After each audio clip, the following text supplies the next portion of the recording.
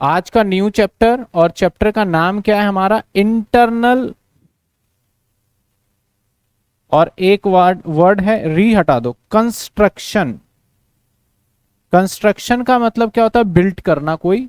Reconstruction का मतलब होता है दोबारा बनाना। इंटरनल रिकंस्ट्रक्शन मतलब हमें दोबारा बनाना है। क्या बनाना है, क्या है चैप्टर का थीम, कैसे पढ़ने वाले हैं, ईच एंड एवरीथिंग पे हम डिस्कस करेंगे आगे चल के।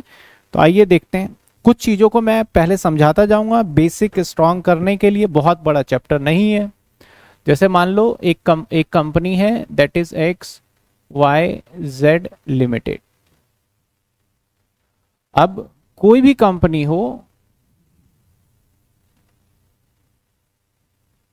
तो जब कंपनी अपने आप को, कंपनी इनकेस किसी भी रीजन की वजह से इंसॉल्वेंट हो जाए, इंसॉल्वेंट का मतलब पूरी तरीके से बर्बाद हो जाए, कंपनी डूब जाए, जिसको बोलते हैं ना यार कंपनी डूब गई, बर्बाद हो गई। तो जब पूरी तरीके से डूब जाए, एक मैं ऐसा एग्जांपल ले लेता हूं आपके सामने, पुरानी वाली बैलेंस शीट से थोड़ा समझाने में मुझे इजी रहता है, दैट्स वाई मैं ले लेता हूं पहले एसेट एंड हेयर लाइबिलिटी। मान लेते हैं फिक्स एसेट्स है 2 लाख का, स्टॉक है 3 लाख का, कैश है 1 लाख का, और प्रॉफिट एंड लॉस आपको याद है, प्रॉफिट एंड लॉस का डेबिट बैलेंस आपके एसेट साइड में देखने को मिलता, पहले देखा हो आपने, क्या पता 12th स्टैंडर्ड पे। बाकी जो भी प्रॉफिट एंड लॉस या प्रिलिमिनरी एक्सपेंस, और प्रिलिमिनरी एक्सपेंस भी यहीं देखा होगा, या आपने ये तो देखा होगा पक्का, एडवर्टीजमेंट सस्पेंस, जिसको आप पार्टनर्स कैपिटल में बांट देते थे। मान लेते हैं कि ये 8 लाख है और ये 2 लाख है, तो हमारे यहाँ बैलेंस शीट का जो टोटल है वो हो गया 10 और 15, 16 लाख, 16 लाख। और यहाँ पे जो कैपिटल है, जिसको हम शेयर कैपिटल बोल रहे हैं, शेयर कैपिटल वो मान लेते हैं 3 लाख का। और जो मेरा लोन है, डिबेंचर है, वो 2 लाख का। मेरा बैंक लोन, 2 की जगह ज्यादा बढ़ा देते हैं, 16 लाख है ना, 8 लाख का। बैंक लोन 3 लाख का, क्रेडिटर तो 8 और 3, 11 और 3, 14, 2 लाख, तो ये 16 लाख हो गए। जनरली जब बिजनेस इंसॉल्वेंट होता है ना, इंसॉल्वेंट, तो कब हमारा बिजनेस इंसॉल्वेंट हो जाता है, जब हम अपने, एक तो कंटिन्यू हम लॉस लॉस लॉस बुक कर रहे हैं, और जब हम अपने लाइबिलिटी को पेमेंट करने के एबल ही नहीं होते, यानी हम उस सामर्थ्य ही नहीं पे करते कि अपनी लाइबिलिटी को पे करें, उस समर्थ में नहीं होते। मतलब सर हम उस एबल ही नहीं है कि हम अपनी लाइबिलिटी को पे कर पाए। जैसे मेरे पास मेरे जेब में है 100 रुपए और मुझे कर्जा देना है आज 300 रुपए, तो इस सिचुएशन में, और ये मेरे पास कहाँ से और पैसे आएंगे कोई पता भी नहीं है। तो इंसॉल्वेंट का मतलब होता है जब नॉट एबल टू पे डेट को, जब हम डेट को, डेट का मतलब लाइबिलिटी, जब हम डेट को नहीं पे कर सकते, नॉट पे, जब आप नहीं पे कर सकते, ऐसा नहीं जानबूझ के मैं नहीं दूंगा तो इंसॉल्वेंट, नहीं, नहीं कर सकते। अब मेरी सिचुएशन में देखिए, मैं अपनी कंपनी को बंद कर देता हूं और भाई छुटकारा पाता हूं, बड़े दिन से मैंने कोशिश कर ली, इतना एआई का जमाना हो गया कि मेरे को बड़ा नुकसान हो गया है, मैं ये मान के चल रहा हूं। तो मैं अपने फटाफट मार्केट में इसको बेचने गया, तो ये बिका 1 लाख का, स्टॉक बेचने गया ये बिका 2 लाख का, कैश को तो बेच ही नहीं सकते, ये 1 लाख रुपए, अब प्रॉफिट एंड लॉस को थोड़ी बेचेंगे। तो हमारे पास टोटल बेच बाच के पैसा इकट्ठा हुआ 2, 3 और 1, 4 लाख। अब हमारे पास शेयर कैपिटल तो भाई ये मालिक ही है, तो मालिक तो सबसे, जो मालिक को पैसा दिया जाता है ना, गवर्नमेंट का रूल है, जब इंसॉल्वेंट होगा तो एक गवर्नमेंट का रूल होता है, गवर्नमेंट का रूल होता है कि सबसे पहले आप दो सिक्योर्ड लोन को, यानी सिक्योर्ड डेट को, जो भी सिक्योर्ड डेट है। फिर दो आप अनसिक्योर्ड, और मैं थोड़ा सा करेक्ट कर दूं इसको और भी डिटेल में ही बता देता हूं। चलो, गवर्नमेंट कहता है कि भाई जब भी आप लाइबिलिटी पे करोगे तो सबसे पहले दोगे आप, गवर्नमेंट इतने चालाक हैं ये कि हमारा पैसा दो पहले, तो तुम भाड़ में जाए तुम्हारी कंपनी, पहले हमारा पैसा नंबर 1 पे। उसके बाद एम्प्लॉय का ड्यू, एम्प्लॉय का ड्यू इसका पैसा दो। उसके बाद सर, उसके बाद आप दो सिक्योर्ड डेप्ट। सिक्योर्ड डेट क्या होता है, समझ में आता है आपको? सिक्योर्ड डेट जैसे जो भी मैंने कर्जा लिया है उसके अगेंस्ट मैंने कोई सामान गिरवी रख रखा हो, जैसे कि डिबेंचर को मैंने बताया था कि हम कोई चीज प्लेज करते हैं, ऐसे बैंक से लोन लेते हो तो प्रॉपर्टी के पेपर गिरवी रखे थे, तो सिक्योर्ड लोन। उसके बाद लास्ट में आपको देना है अनसिक्योर्ड लोन।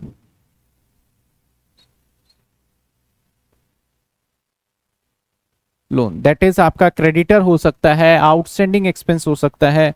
इसका एग्जाम्पल है डिबेंचर और आपका लोन, बैंक लोन।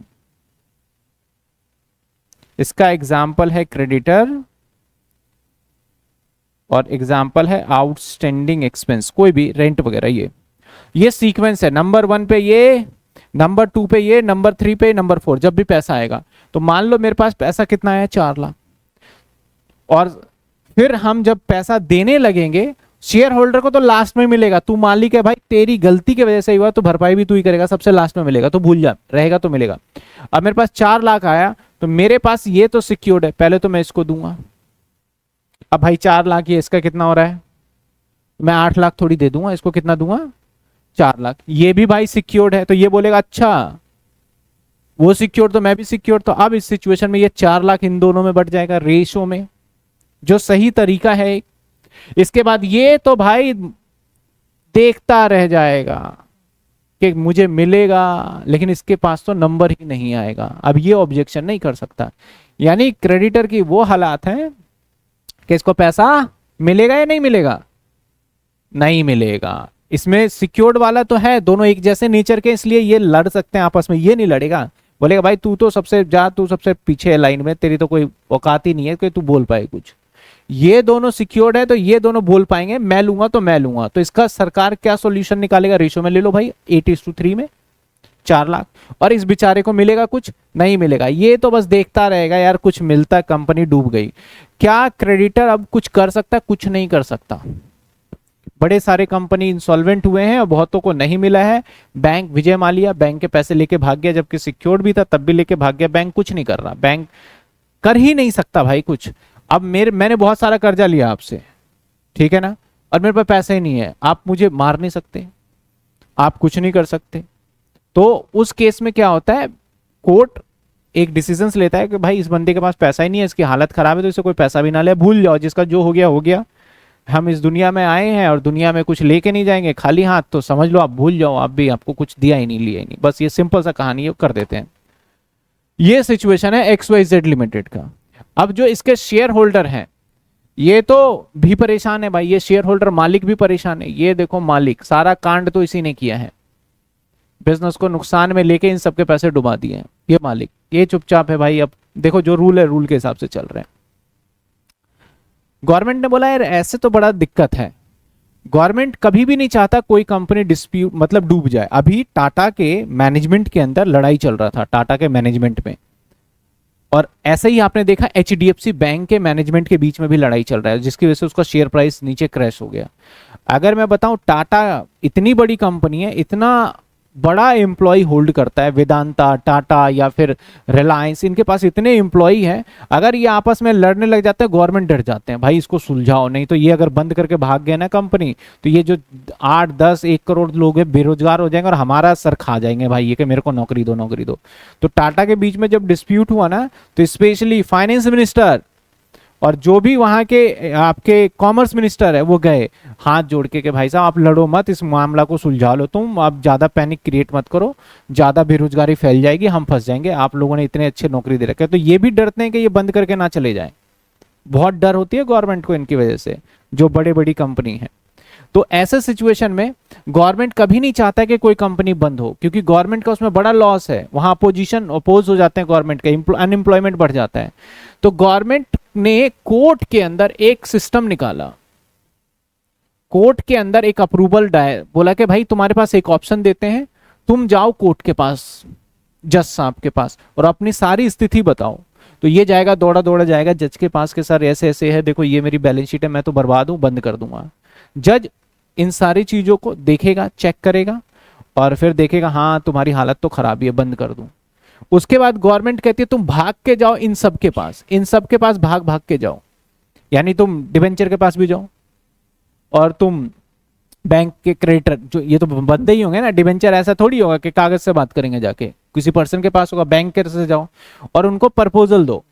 प्रपोजल ये देखो कि भाई देख तेरे को अगर मैं पैसे बांट दूं, देख मेरे पास तो है 4 लाख, और 4 लाख तेरे और मेरे बीच में बटेंगे, तो देख तेरे पास आएगा 2 लाख कुछ रुपए, और तेरे पास आएगा 1 लाख कुछ रुपए, बांट लेते हैं तो तेरे को तो 2 ही लाख मिलेंगे भाई, ठीक है, और तेरे को भी कुछ 2 लाख से थोड़ा फालतू मिलेगा, या मतलब कि इतना कम मिलेगा, मैं तो 2 कम बोल दिया, इसको 3 और इसको 1 मान लेते हैं मिलेगा। और क्रेडिटर तू तो उम्मीद भी मत कर, तेरे को तो मिलेगा ही नहीं, लेकिन मुझे एक मौका दो, मैंने बड़े बड़े बिजनेसेस बनाए हैं और मेरे को बहुत एक्सपीरियंस है, अभी मेरा समय खराब चल रहा है या मेरा लक नहीं चल रहा, मुझे मौका दो, मैं आप सबके पैसे ब्याज समेत और जितना पैसा है सब वापस कर दूंगा। मुझे कोई लोन ही नहीं दे रहा, मुझे नई मशीन चाहिए टेक्नोलॉजी के लिए, और ये बैलेंस शीट के अंदर ये मनहूस 8 लाख रुपए दिखता रहता है और कोई लोन ही नहीं देता, क्योंकि बोलता है तुम्हारी कंपनी किस में है, लॉस में। प्रिलिमिनरी एक्सपेंस दिखता है तुम्हारी कंपनी लॉस में, तो लोन क्यों दे। मुझे मौका दो, मैं अपने इस बैलेंस शीट की सकल सूरत सुधारना चाहता हूं, और सकल सूरत सुधारने में तुम्हारा योगदान चाहिए। अब बोला भाई ये क्या, हम क्या कर सकते हैं। देखो तुम्हारा लोन 8 लाख है ना, तुम एक काम करो ना, तुम 4 लाख ले लो, 4 लाख मैं दूंगा, अभी तो 4 मिल भी नहीं रहे, 4 दूंगा। तुम्हारा कितना है, 3 लाख है, तुम्हें 2 लाख दे दूंगा। और तुम्हारा कितना है, 2 लाख है, तुम्हें भी 1 लाख दे दूंगा। क्रेडिटर एक्टिव हो जाएगा, अरे भाई कभी पहले तो कुछ नहीं मिल रहा था, अब एक तो मिल जाएगा, क्या प्रपोजल लाया। बोला हाँ भाई, क्रेडिटर तो सबसे पहले बोलेगा हमें मंजूर है, और ये दोनों भी मंजूर हो जाएगा। और शेयर होल्डर को बोलेगा तुमने इतनी बड़ी गलती करी है, तुम्हारा कैपिटल जो 3 लाख लगाया था ना, इसको हम कम कर रहे हैं, इसको 1 लाख रुपए कर देते हैं। यानी हमने एक प्रपोजल लेके आए, क्या प्रपोजल लेके आए कि भाई तुम्हारा जो कैपिटल है उसको 1 लाख करने वाले हैं हम, तो शेयर होल्डर तो मान जाएंगे हाँ भाई कर दे, क्योंकि इसको भी 0 मिलेगा, कुछ नहीं मिलेगा, पैसा ही नहीं है। और इसको प्रपोजल दिया तुम्हें 4 लाख रुपए कर देंगे, और इसको प्रपोजल दिया हम तुम्हें कितना कर देंगे, 2 लाख रुपए। और ये तो खुशी मके मारे झूमने लगा, और इसको हमने बोला कि भाई 1 लाख रुपए तुम्हें मिलेगा, चिंता मत करो। बोला क्या प्रपोजल है, बोला ये सारी चीजें जब हम करेंगे ना नई बैलेंस शीट में, तो हमारी बैलेंस शीट में से ये जो डिजिट प्रॉफिट एंड लॉस का डिजिट है ये हट जाएगा, हम अपने बैलेंस शीट को दोबारा बनाएंगे और फिर लोन के लिए अप्लाई करेंगे, गवर्नमेंट के पास जाएंगे, लोगों के पास जाएंगे, तो शायद अच्छा हो जाए। क्योंकि बड़ी सारी ऐसी कंपनी है, मैं रियल एग्जांपल देता हूं, जिसने अपने आप को नाम चेंज किया, बदल गया। आप एक्सिस बैंक सुना है ना आपने ये बर्बाद हो गई थी, बंद हो गई थी, कोई इसमें अकाउंट नहीं खुलाता था। इसका पहले नाम पता है क्या हुआ करता था, किसी बच्चे को पता है एक्सिस बैंक का पहले नाम क्या था, किसी को पता है तो बताइए एक्सिस बैंक का नाम क्या था पहले, है किसी को, कमेंट में बताइए। पहले एक्सिस बैंक का नाम हुआ करता था यूटीआई बैंक। क्या नाम था इसका, यूटीआई। अभी भी किसी का अगर एक्सिस बैंक का खाता हो ना, तो जाके आईएफएसआई कोड चेक कर लेना, उस पर यूटीआई से वर्ड लिखा होगा, या गूगल कर लेना यूटीआई। देखो कितना बेकार भद्दा सा नाम लग रहा है यूटीआई बैंक। भाई साहब वो बर्बाद होने वाला था, उनके मैनेजमेंट ने चेंज किया, चेंज करने के बाद इसका नाम क्या रख दिया, एक्सिस बैंक। जब से एक्सिस बैंक नाम रखा, थोड़ा अंदर रिकंस्ट्रक्शन करा, भाई साहब एचडीएफसी और आईसीआईसीआई के बाद जो दूसरे तीसरे नंबर का बैंक देखोगे, 3 ही बैंक आपको लगेंगे जो कि बहुत जानदार है। एक एचडीएफसी बैंक प्राइवेट में, एक आईसीआईसीआई बैंक और एक एक्सिस, 3 ही सुनते हो। एक बैंक जो बर्बाद होने आता है रिकंस्ट्रक्शन की वजह से, कितना चल गई वो, समझो कितना फायदा होता है। महिंद्रा कंपनी भी बहुत ज्यादा स्ट्रांग वो नहीं कर रही थी, क्या नहीं कर रही थी, मतलब इतना परफॉर्मेंस नहीं कर रही थी, इंडिया मार्केट को कंपीट नहीं कर पा रहा था, उनका लोगो ही इतना बेकार था, भद्दा सा। तो महिंद्रा कंपनी ने जब से न्यू लोगो, आपको अगर पुराना महिंद्रा कंपनी का एम के ऊपर ऐसे लिखते थे, न्यू लोगो लेके आई, तो उसके नए नए गाड़ियां आई, और उसकी वजह से मार्केट के अंदर उसका बहुत तेजी से क्या हुआ, एक्सपेंड हो गया। और आज के टाइम पे मोटर व्हीकल सेक्शन में महिंद्रा और टाटा, मारुति, इन सबको तो बहुत जबरदस्त टक्कर दे रहा है। ये बहुत आगे निकल गए हैं इन सब काम में।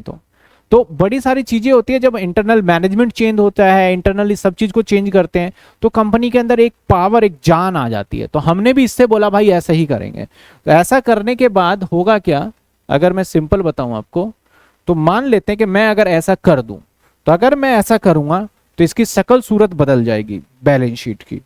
क्या शकल सूरत बदलेगी भाई, अभी बताते हैं, देखो। और फिर अब इसको तो बेचेंगे नहीं, एसेट्स वगैरह को बेच नहीं रहे, तो हम इसी मार्केट वैल्यू पे ले लेंगे, ये हम अजम्पशन ले रहे हैं। अब मैं क्या करूंगा, नई बैलेंस शीट, अरे कॉपी कर लेते ना, नई बैलेंस शीट। ये लो भाई, ये इस बंदे को देखो, और अगर ये वाली बैलेंस शीट देखो तो आप पैसे लगाने को कभी तैयार नहीं हो इस बैलेंस शीट में। लेकिन अब जो मैं बैलेंस शीट बना रहा हूं, तो आप शायद अब बोलो हाँ सर अब तो ठीक लग रहा है ये, अब तो मुझे बुराई नहीं लग रही इस कंपनी के अंदर, इस कंपनी में तो पैसे लगाए जा सकते हैं। अरे ये क्यों मिटा दिया, ये तो सेम ही रहेगा। अब इस कंपनी में कोई बुराई नहीं है। मैं क्या बदलने वाला था, क्या बदलाव करने वाला था, वो भी मैं करके दिखाता हूं। एक नई balance sheet, fresh balance sheet बना रहा हूं मैं। आ जाओ। तो फ्रेश बैलेंस शीट में मैंने क्या प्रॉमिस किया, इसको 1 लाख कर देंगे। क्या प्रॉमिस किया, इसको 4 लाख कर देंगे। क्या प्रॉमिस किया, इसको 2 लाख कर देंगे। क्या प्रॉमिस किया, 1 लाख कर देंगे। तो देखा जाए बैलेंस शीट का जो टोटल, अब भाई ये मनहूस डिजिट को हटाओ यहां से, इसको भी हटाओ, ये जो है इतना बेकार है, इसको हटा ही दो यहां से, हटा दिया। अब नई बैलेंस शीट आप देखो, तो नई बैलेंस शीट का टोटल कितने हो गए, 3 और 2 5 और 1 6। और यहां पे कितना हो गया, थोड़ा सा मैं एक काम करता हूं, 6 और यहां कितना हो गया, 8 हो गया ना। मैं इसको 2 लाख कर देता हूँ, कैश था हमारे पास मान लो 2 लाख रुपए हो गए। और यहां थोड़ा सा गड़बड़ कर देता हूँ, इसको 6 लाख कर देता हूँ, और इसको 3 लाख कर देता हूँ। थोड़ा डिजिट में बदलाव कर दिया तो आपको समझाने के लिए, ठीक है। तो ये हो गए 2 लाख रुपए कैश में, ठीक है ना। नहीं 2 क्यों, 3 होगा ना, तभी तो मैच होगा। कितने होंगे, 3, तो 3 3 6 2 8, और यहाँ पे भी 8।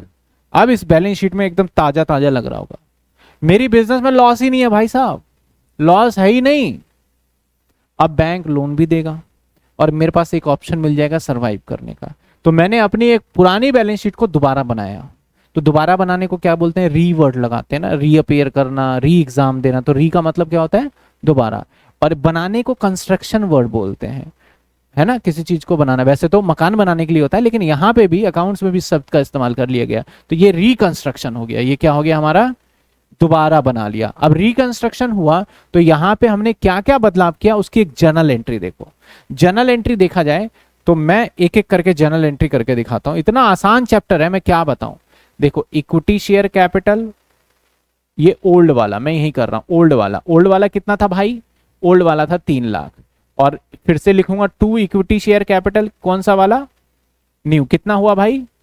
और मेरा फायदा ही फायदा, किसके वजह से फायदा, रिकंस्ट्रक्शन की वजह से। कितने का फायदा इससे, ए लो जर्नल एंट्री, पहली जर्नल एंट्री।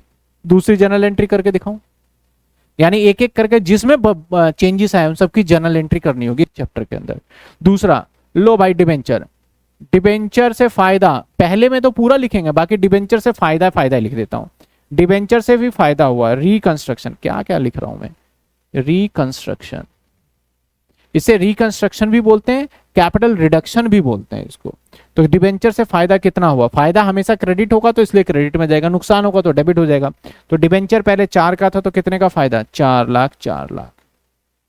ये फायदा, सिर्फ फायदा, ये क्या है सर, सिर्फ और सिर्फ फायदा। बात आई समझ में, हाँ मतलब सीधा फायदा फायदा भी कर सकते हो, शेयर में तो पूरा ही करना होता है, बाकी सब में सिर्फ फायदा फायदा की एंट्री कर दो।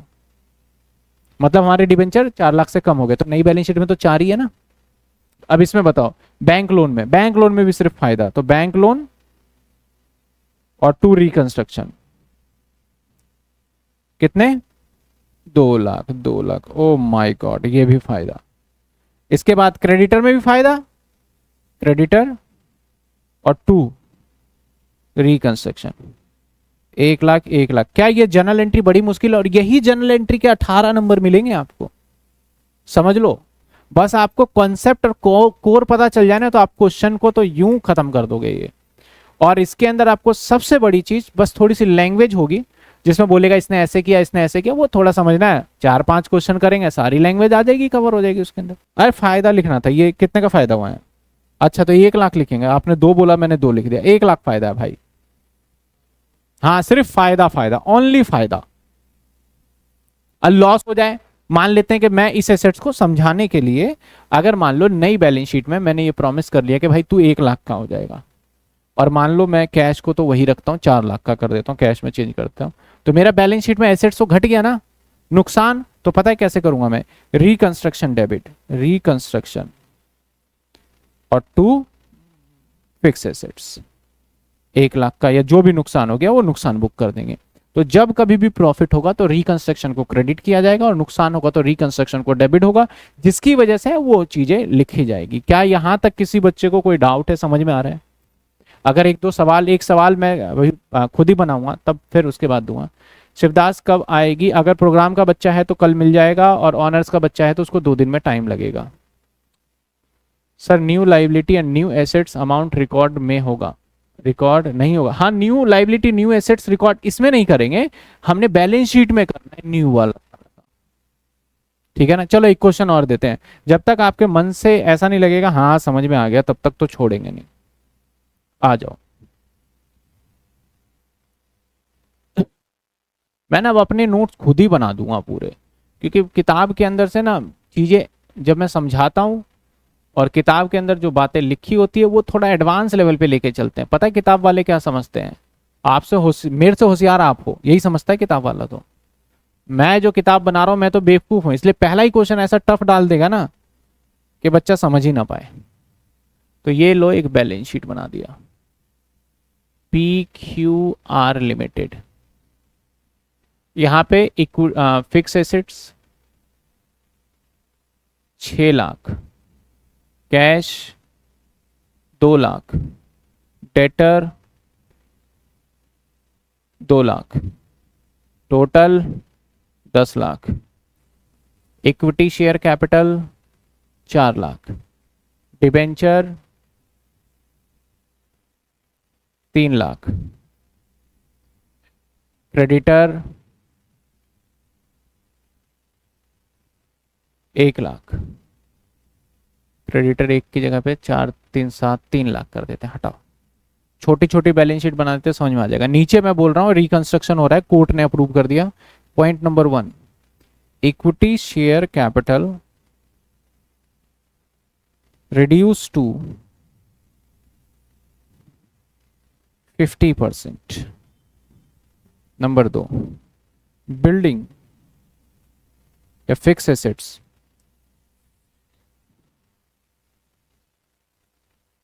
Reduce by 10%। अच्छा एक चीज और भी लिखना था, चलो अभी तो सिखा ही रहे हैं, अभी तो दूसरे क्वेश्चन में सब थोड़ी बता देंगे। इसके debenture reduce by 80%। Debenture 80% reduce हो गया, राइटिंग खराब हो गई। रिड्यूस कि जो आप ये वीडियो देख रहे हैं, इस वीडियो को बनाने में हमारी बहुत मेहनत है। क्लास को रिकॉर्ड करने से लेके एडिटिंग तक, नोट्स को बनाने तक काफ़ी मेहनत है। तो प्लीज़ आप इस चैनल को सब्सक्राइब जरूर करिए, और अपने दोस्तों को भी शेयर करिए कि इस चैनल पे आपको बीकॉम की सारे कंटेंट्स अवेलेबल होते हैं। बाय 80%। क्रेडिटर 80। एक सवाल तो बना ही लेना पूरा।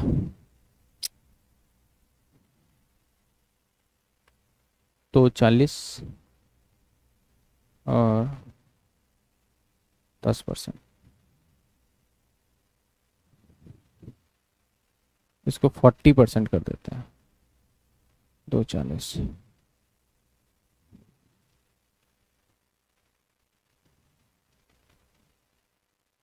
बस क्रेडिटर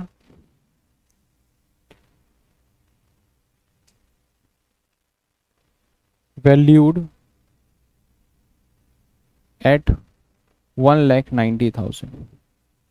ये मैंने 3-4 लाइन लिखा है। अब बोला गया आपको इस सवाल का न्यू बैलेंस शीट पे जर्नल एंट्री करिए। बोला गया क्या करिए आप, जर्नल एंट्री। तो जब जर्नल एंट्री करेंगे तो इक्विटी शेयर में पूरा ही लिखेंगे। कैसे लिखोगे साहब? सबसे पहले रिकंस्ट्रक्शन जो होता है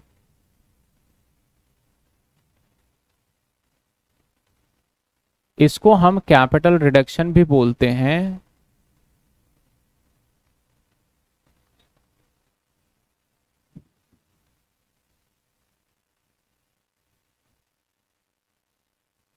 इसको हम कैपिटल रिडक्शन भी बोलते हैं।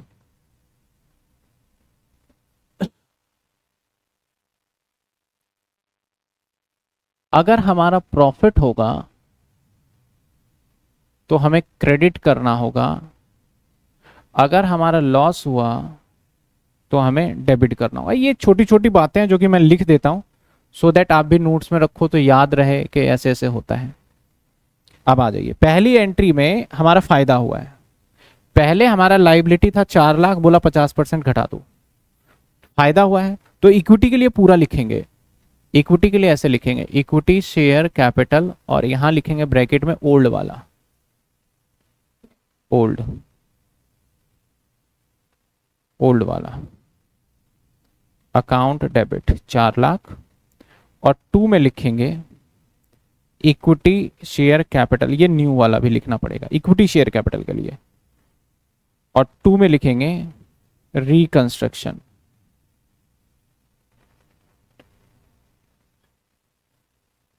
₹2,00,000। सर नरेशन क्या लिखोगे?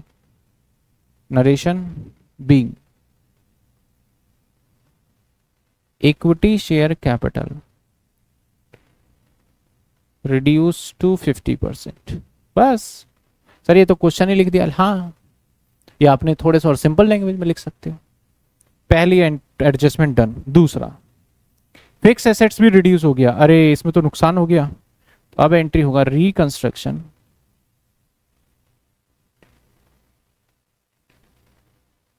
अकाउंट डेबिट करना होगा, नुकसान है ना। और टू फिक्स एसेट्स, कितने का नुकसान हुआ? कहता है कि 40% से कम हो गया। तो पहले ये 60 था, 6 लाख था, तो 40% 240 हो गया, 240। ये 240 समझ में आया? बोलो हाँ या ना। 240 समझ में आया? Being being fix assets reduce bye 40%। 2 entry. तीसरा, डिबेंचर कम हो गया, फायदा। तो अब जो फायदा नुकसान है इक्विटी शेयर में तो पूरा डिटेल लिखते हैं, बाकी के सभी फायदे नुकसान में देखो मैंने शेयर्स इसमें क्या लिखा, सिर्फ फायदा का पार्ट या सिर्फ नुकसान का पार्ट बस। तो डिबेंचर में हमारा फायदा हो रहा है 80% से कम हो गया, तो इसका देखा जाए फायदा तो 8 रिड्यूस बाय है तो 8 3 24, 240 का फायदा हो गया। तो यहां पे होगा हमारा debenture account debit to reconstruction.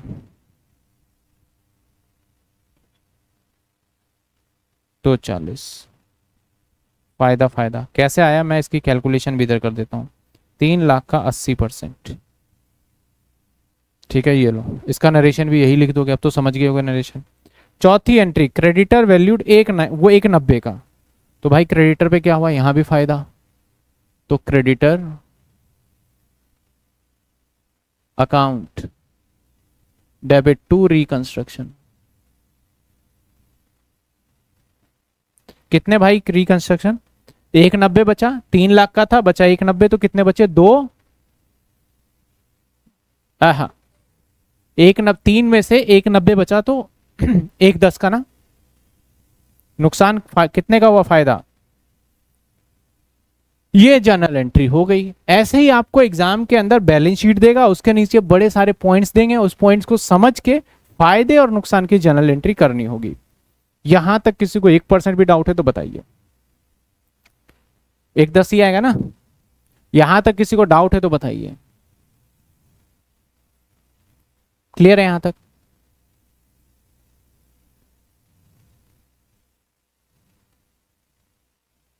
Clear? अब क्वेश्चन क्या कहेगा, इसी फायदे नुकसान को अकाउंट में भी करके दिखा दो। किस में करके दिखा दो? तो एक हमें अकाउंट बना लेना है और उस अकाउंट में इसको पुट कर देना है। ये लो आपके साइड यहीं पे बनाएंगे अकाउंट, कहीं इधर उधर नहीं जाऊंगा मैं। ये लो इस साइड में एक अकाउंट जिसको हम बोलेंगे रिकंस्ट्रक्शन अकाउंट, यहां बना रहा हूं, जिसको क्या बोलेंगे हम? Reconstruction account. वैसे तो हालांकि मैं पूरा ही बताऊंगा, अभी तो रफली एक मैं आइडिया दे रहा हूं सिर्फ। रिकंस्ट्रक्शन अकाउंट, इस साइड में क्रेडिट होता है और इस साइड में फायदा आएगा, इस साइड में क्या आएगा? फायदा, और इस साइड में नुकसान आएगा। ठीक है, तो पहली एंट्री में हमें फायदा हुआ, इक्विटी शेयर कैपिटल, कितने का फायदा हुआ भाई? 2 लाख का।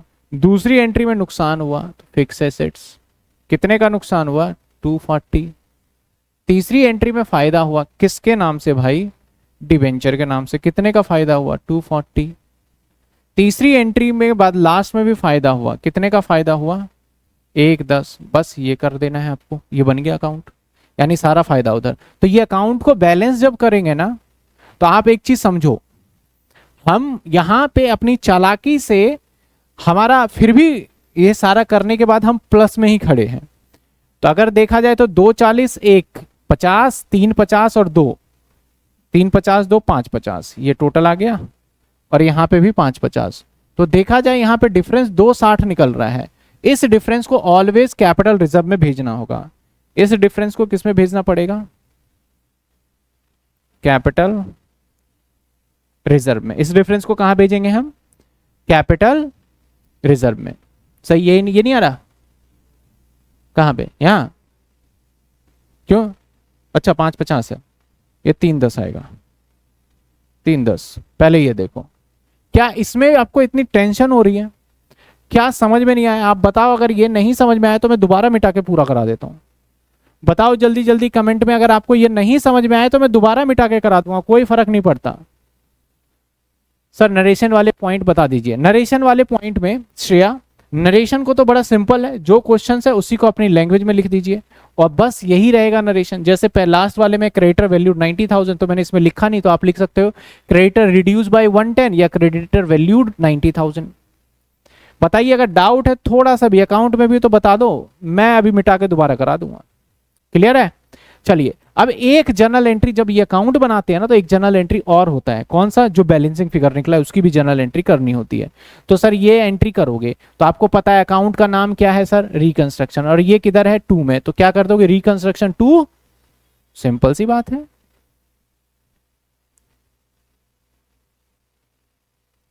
टू कैपिटल रिजर्व, कितने रुपए भाई? 3 10।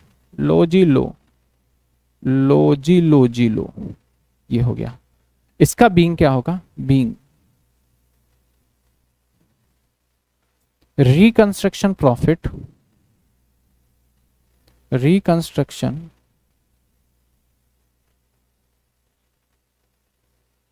Profit transfer to capital reserve, ये लिख देंगे। बाकी मैं अभी पूरा कराऊंगा, ये तो रफली बस आपको एक मैं बताना चाह रहा हूं कि इतना आसान सवाल होगा और यही करना होगा, आपको पता चलना चाहिए। बहुत बच्चे बहुत कंफ्यूज होते हैं इस चैप्टर के, गारंटी के साथ कह सकता हूं, जो बच्चा 1 से 2 से 3 क्लास लेता है ना, उसके बाद बच्चा खुद ही क्वेश्चंस लगाने लग जाता है, सिर्फ उसको लैंग्वेज समझ में आ जाना चाहिए। बाकी तो बस मेरा रहेगा लैंग्वेज समझ में आना। अब मैं बोलता हूं चलो इसका बैलेंस शीट भी बनाओ नई वाली। तो जब नई बैलेंस शीट बनाओगे, मैं यहां पे रफली बना के दिखाता हूं, तो नई बैलेंस शीट में फिक्स एसेट्स बताओ कितना होगा? कमेंट में जवाब दो फटाफट। फिक्स एसेट्स कितने लिखूं मैं नई बैलेंस शीट में? मैं फिक्स एसेट्स कितने लिखूं? अगर दूसरी साइड बैलेंस आता है तो गुडविल निकलता है, हालांकि कभी आएगा नहीं। बताओ नई बैलेंस शीट है, फिक्स एसेट्स कितना लिखूं? पहले तो फिक्स एसेट 6 लाख था भाई, लेकिन घट भी तो गया, तो कितने लिखूंगा? 360। अब नई बैलेंस शीट में कैश कितने लिखूं? सर इसमें तो कोई छेड़खानी नहीं की, 2 लाख। सर नई बैलेंस शीट में डेटर कितना लिखूं? सर कोई छेड़खानी नहीं की, 2 लाख। नई बैलेंस शीट में इक्विटी शेयर कितने लिखूं? बताओ नई बैलेंस शीट में इक्विटी 2 लाख घट गए ना। नई बैलेंस शीट में डिबेंचर, नई बैलेंस शीट में डिबेंचर, डिबेंचर कौन बताएगा? नई बैलेंस शीट में डिबेंचर बताओ सर, नई बैलेंस शीट में डिबेंचर कितना लिखेंगे बताओ? 3 लाख था, 3 लाख का कितना घट गया था हमारा? डिबेंचर 240, बस 60,000। नई बैलेंस शीट के अंदर क्रेडिटर बताओ, वो तो बोल ही रहा था 190 है। और कैपिटल रिजर्व भी नई बैलेंस शीट में आ जाएगा, ध्यान रहे कैपिटल रिजर्व भी नई बैलेंस शीट में आ जाएगा, जो कि कितना निकला था हमारा? 310। दोनों साइड मैच करके देख लो, ना मैच हो जाए तो फिर दोबारा करा देंगे। 760 आ रहा है।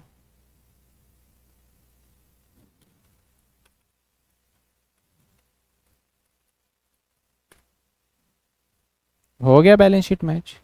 तो आपका 18 नंबर का क्वेश्चन आएगा ये, और क्वेश्चन नंबर होगा 4। पहले ही बता दूं मैं आपको, पेपर में क्वेश्चन नंबर होगा कौन सा? 4। और कितने नंबर का आएगा? 18 का। क्या क्या बनवाएगा? जर्नल एंट्री करो, और एक ये अकाउंट बना दो, और एक बैलेंस शीट बना दो। 3 बातें बोलेगा, और ये तीनों काम मैं कह सकता हूं मुश्किल है ही नहीं। अब बोलो सर लेंदी है, करने का मन नहीं कर रहा है, इतना लंबा कैसे करेंगे? भाई मेजर पॉइंट है कि आपको समझ आ गया।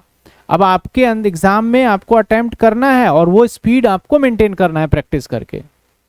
एमएल, हाँ पीयूष कह रहा है सर एमएलगमेशन के ऑप्शन में आएगा, आएगा, लेकिन अभी ऑप्शन ऑप्शन नहीं, अभी तो सब सीखेंगे हम। ऑप्शन की बात बात में करेंगे, समझे बात? कोई दिक्कत है आप तो बताइए आप।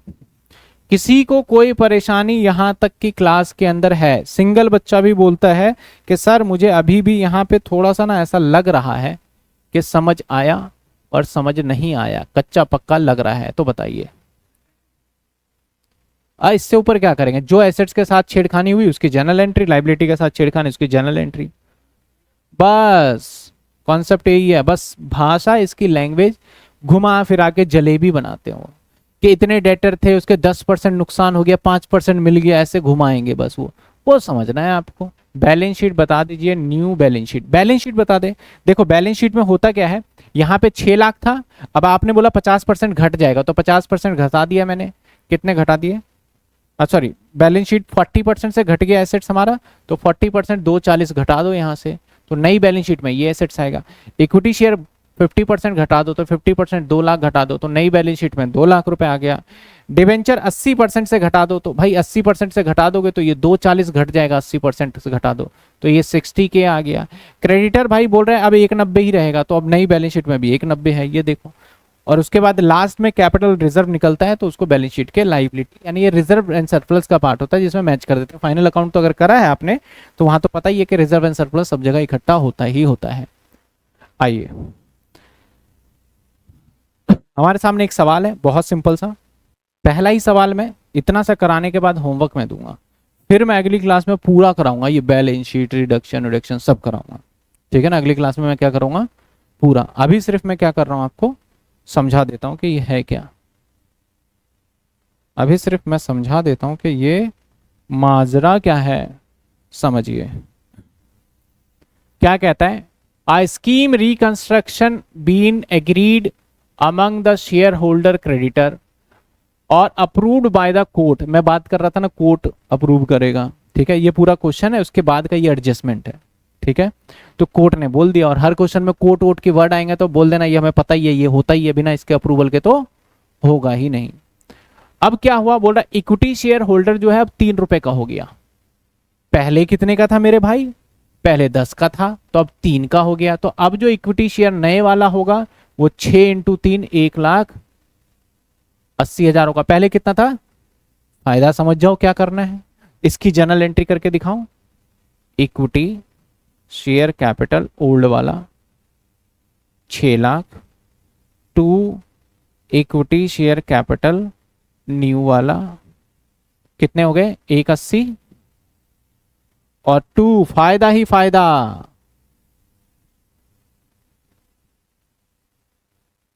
4 लाख। पहली entry complete. Narration being equity share capital reduce to 3 per share. अब देखो यहाँ 2 होता है ना, तो 2 का मतलब सब एडजस्टमेंट भी कराऊंगा। अगली क्लास में मैं नोट्स बना के आऊंगा एकदम अच्छे से, जिसमें एडजस्टमेंट ही कराऊंगा। रिड्यूस 2 का मतलब होता है कि अब 3 रुपए का बच गया है, बाय होता तो 3 से कम हो जाता। अब कहता है preference share holder have agree 12% debenture, face value 1,20,000, issue at par, full satisfaction their के। प्रेफरेंस शेयर होल्डर बोलता है भैया मुझे नहीं चाहिए कुछ भी, मैं नहीं रह रहा प्रेफरेंस शेयर, मुझे डिबेंचर दे दे, 1,20 का बात खत्म कर। अब प्रेफरेंस शेयर था कितने का और वो कितने में मान गया, कितने में मान गया, तो फायदा हुआ ना। ठीक है, तो अब इसकी एंट्री क्या करेंगे, पहले तो हटाओ preference share capital. Preference share capital कितने परसेंट है, 9%।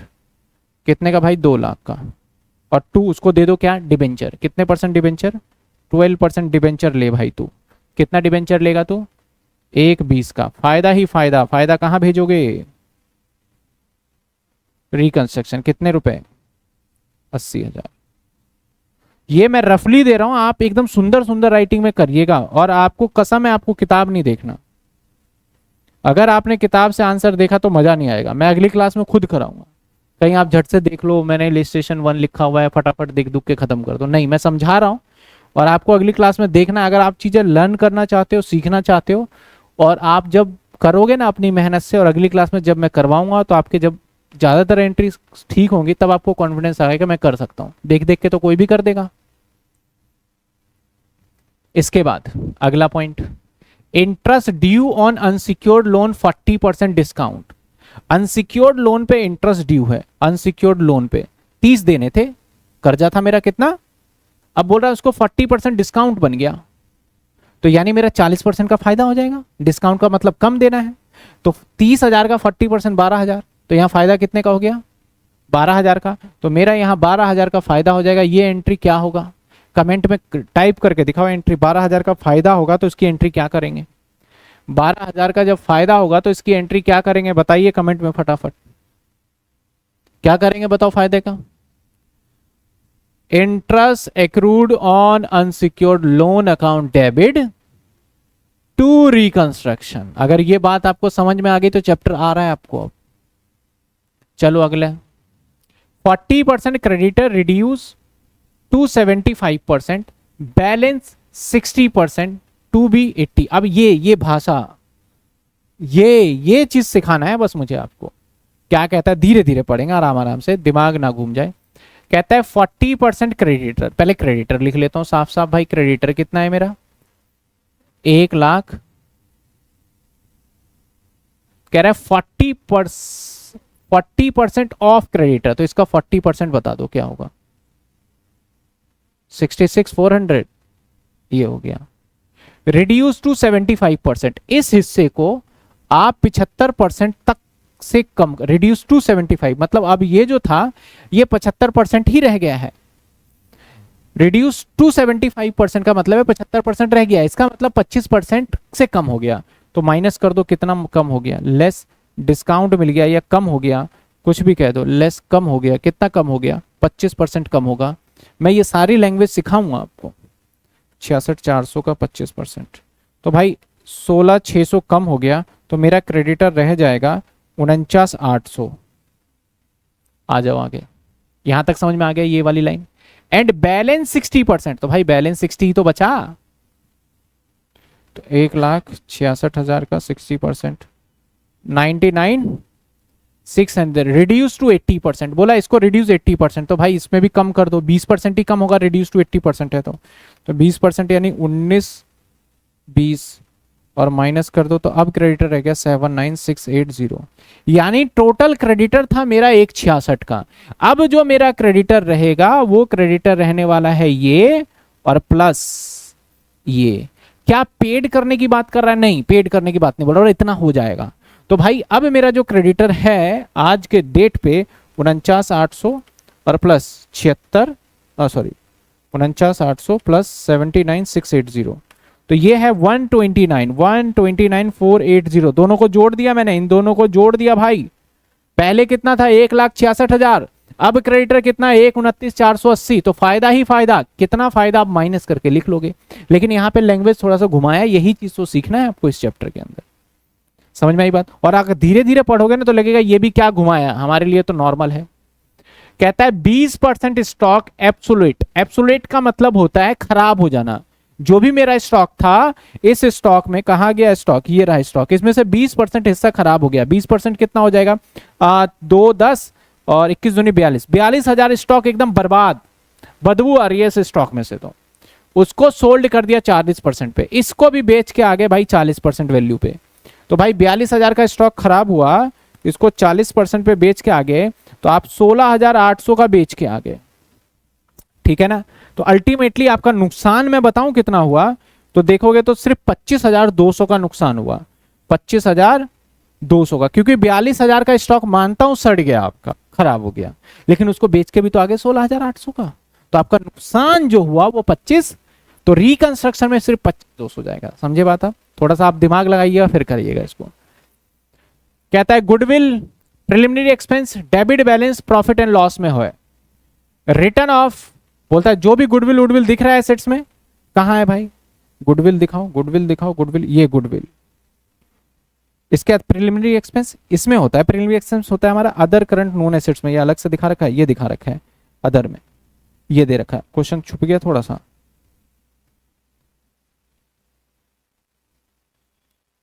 ये कह रहा है 25,000, बोलता है इसको रिटर्न ऑफ करो, मतलब इसको जीरो कर दो। रिटर्न ऑफ का मतलब क्या है? इसको जीरो, तो जीरो करोगे तो आपका नुकसान। रिकंस्ट्रक्शन 2, गुडविल 2, प्रिलिमिनरी एक्सपेंस, और प्रॉफिट एंड लॉस का कोई डेबिट बैलेंस है तो उसको भी जीरो करो। भाई कहां है प्रॉफिट एंड लॉस? यहीं कहीं हो सकता है प्रॉफिट एंड लॉस रिजर्व, ये रहा डेबिट बैलेंस, माइनस ब्रैकेट में है तो क्या है, तो उसको भी कर दो 2P&L। हाँ लॉस है क्योंकि ब्रैकेट में लिखा है। उन सब का अमाउंट लिखो टोटल करके यहां डाल दो, एक एंट्री में कंबाइन, ठीक है। आगे 30,000 should be provide provision for doubtful debts. अरे भाई 30,000 बैड डेट्स हो गया, प्रोविजन उसको कर दो, तो रिकंस्ट्रक्शन टू डेटर। इसके बाद value of fix assets should be reduce by 10%। ये भी पता है फिक्स एसेट्स जो भी है हमारा, ये रहा फिक्स एसेट्स, इसको 10% से घटा दो, नुकसान। तो ये एंट्री तो हमारा भर भर के नुकसान बता रहा है ना। अच्छा एप्रिशिएट लिखा है, फायदा है, फिर ये एप्रिशिएट, मैंने ध्यान से डेप्रिशिएट आ गया, फायदा है, ठीक है। अब कहता है कॉस्ट ऑफ रिकंस्ट्रक्शन। अब ये जो काम करेगा ना आपके बैलेंस शीट नहीं बनाएगा, फ्री में बैठा थोड़ी ना है, ये कोई जज बनाएगा, कोई चार्टेड अकाउंटेंट बनाएगा, तो वो बनाएगा। तो ऐसे सिचुएशन में लॉस ऑफ फर्म गुडविल कैसे है सर? लॉस विल फर्म की गुडविल कैसे है सर? लॉस वाली फर्म की गुडविल, ये गुडविल पुरानी बैलेंस शीट है, इतनी पुरानी, वो लिखते आ रहे हैं, चलते आ रहे हैं, और वही तो गलती है कि अकाउंटेंट इतना नकली मिल गया जिसने कॉर्पोरेट अकाउंट पढ़ा नहीं और बैलेंस शीट बना दिया था, तभी उसको गुडविल दिख रहा था, और उसी को रिकंस्ट्रक्शन करना पड़ेगा। आप जैसे नए अकाउंटेंट आएंगे और अच्छे से पढ़ेंगे अगर अकाउंट, तो उसको रिकंस्ट्रक्शन करके कंपनी को बचाएंगे। तो अकाउंटेंट का भी बहुत हाथ होता है कंपनी को बचाने, और जो फर्रे मार के पास हो जाता है वो यही करता है, ये गुडविल ही दिखाता है बैलेंस शीट में, तो कंपनी बर्बाद हो रही थी, ठीक है ना। तो वो लिख देते हैं पहले।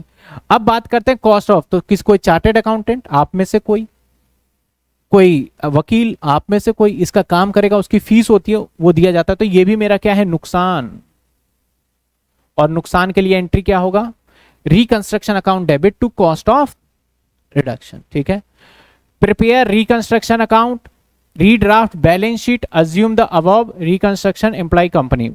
कह रहा है ये आपको, मैं सिर्फ एक ही टास्क दे रहा हूं इसमें, जर्नल एंट्री करना। क्या दे रहा हूं मैं? क्या कर पाओगे जर्नल एंट्री? तो सारी जर्नल एंट्री इसकी करनी है। अगली क्लास में मैं कैपिटल रिडक्शन अकाउंट भी बना दूंगा और साथ के साथ बैलेंस शीट भी तैयार कर दूंगा, कोई दिक्कत ही नहीं है। अगर आप इस क्वेश्चन को बिना देखे, आपको मैं फिर कह रहा हूं, आपको बैलेंस शीट नहीं देखनी है। अगर आपके किताब ले रखी है तो किताब में आंसर बिल्कुल नहीं देखना है, और ये कसम खा लो कि मैं परसों तक किताब के आंसर्स नहीं देखूंगा, और हो सकता है मैं कल क्लास ले लूं, तो कल तक आप मत देखिएगा आंसर, और फिर मैं करूंगा, फिर आप उसको मैच करना। अरे लो, ये पूछ रहे हैं ये क्वेश्चन कहां मिलेगा जीआरमो, मैं तो बोला यही तो कसम खाना है कि क्वेश्चन है ही नहीं किताब में और देखना भी नहीं है। आप बोल रहे हो कहां मिलेगा जीआरमो का, मैं मैं मना कर रहा हूं तो पूछ रहे कहाँ मिलेगा, बता दो, अभी देख के कर लेते हैं। नहीं नहीं सर, क्वेश्चन सॉल्व करने, अरे पीडीएफ आएगी अभी, आधे घंटे में वीडियो आ जाएगा, और वीडियो आने के बाद यही आप पॉज कर लेना और फिर आपको दिख जाएगा। मैं एकदम साफ सुथरा कर देता हूँ क्वेश्चन को आपके लिए। हाँ हाँ, साइड होके इसको थोड़ा सा जूम कर देते हैं क्वेश्चन को, ताकि आपको अच्छे से दिखे। आपको समस्या नहीं होना चाहिए, आप तो सब अन्नदाता हो, तो आपको समस्या ही नहीं होना चाहिए भाई। ये एडजस्टमेंट बड़े बड़े, अभी थोड़ी देर, आधे घंटे बाद आपके पास वीडियो मिल जाएगी लाइव सेक्शन में, और दिख रहा है, विजुअल है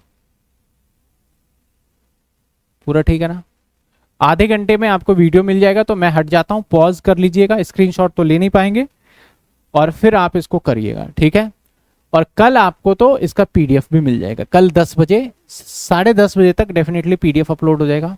मेरे समझ से मैंने प्रॉपर टाइम दिया है, जबकि आप इसका पॉज करके और नोट कर सकते हो। कंप्यूटर में करो, टीवी में करो, मोबाइल में करो, आईपैड में करो, कहीं भी करो, हर जगह चलते हैं, ठीक है। Amazon पर आएगा 10 year, yes yes yes yes, कल का डेट दिया है उन्होंने कि कल हम लिस्ट करेंगे। और ओके, चलिए, तो आज की क्लास को यहीं खत्म करते हैं। हालांकि मैं सोच रहा था, मैंने वैसे तो क्वेश्चन करा ही दिया, मेरा तो मन ऐसा कर रहा है कि मैं बैलेंस शीट और रिकंस्ट्रक्शन भी कर ही दूं अभी, लेकिन फिर वो मजा थोड़ा सा खराब हो जाएगा। जो मैं सिखाना चाह रहा हूं आपको, जो चीज मैं एक्चुअल आपके खुद सेल्फ डिपेंडेंट बनाना चाह रहा हूँ, वो चीज मजा खराब हो जाएगा। नहीं तो मेरे को तो 10 मिनट और लगने हैं, बनाता फटाफट बैलेंस शीट, पूरी जर्नल एंट्री। लेकिन आपके लर्निंग के लिए मैं आज का होल्ड कर रहा हूँ, कल भी मैं क्लास लूंगा, और कल हो सकता है कि मैं इसको पूरा रिकॉर्ड कर लूँ और फिर मैं अपलोड कर दूं, ताकि आपको पूरी चीजें समझ में आ जाए। लाइव लूंगा तो मैं लाइव का पहले टाइम टेबल मिल जाएगा, ठीक है। Good night, take care. सियोन सीमू, नाम आपने बड़ा सियोन सीमू रखा है, क्या नाम है। चलो, गुड नाइट, टेक केयर, मिलते हैं अगली क्लास में। और डेफिनेटली इस चैप्टर को आप करके आइए, पुराने चैप्टर को भी रिवाइज करिए। डेट शीट आ गई है, मैंने स्टडी प्लान भी अपलोड कर दिया है कि कैसे कैसे कौन कौन सा पढ़ना है। अगर आप डेट शीट आने के बाद थोड़ा सा जागे हो तो कौन से चैप्टर को पहले पिक करना है, सब कुछ मैंने डाल दिया है। तो मिलते हैं अगली क्लास में। और ये चैप्टर कोई बच्चा 1-2 चैप्टर भी स्टार्टिंग के आता है तो वो यहाँ से स्टार्ट कर सकता है। आप ऑब्जर्व करोगे कि इसमें मच एंड मोर बहुत चीज़ें नहीं है, इसमें थोड़ा सा समझने वाली चीज़ है कि लैंग्वेज क्या है, और एंट्री तो आपको बस पता चल जाएगा। चलिए, टेक केयर।